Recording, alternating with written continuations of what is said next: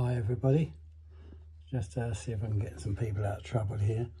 If you have a radiator and it's not getting warm, obviously you may have bled it and tried to get the air out and it's not that. So what you do is you'll find that the thermostat turned on 5, which is fully open, should get hot. What you might find is the pin inside here is stuck, so unscrew that, take that off. Now if you look close look at this one is definitely a little bit, it's all gunged up a little bit there. So what do you do to free it up? Well, get yourself a little hammer.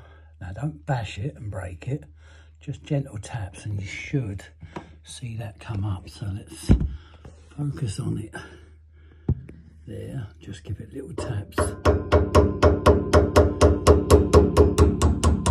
Oh yeah, I can feel it going up. Can you see that? That's gone up. So now you should be able to press that down.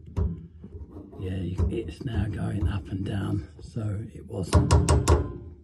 So I won't do that now, but when I hang up, I shall clean this bit off and put it.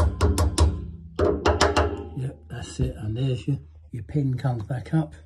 You know where it is. So you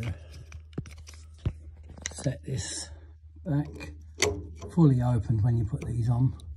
Drop it into place, screw it in, and you can now close it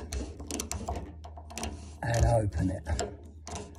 Close it and open it, and for just to see if it's working, just give it a little spin off and just see whether it's, yes, it's going up and down. So yep, everything is fixed. In you go.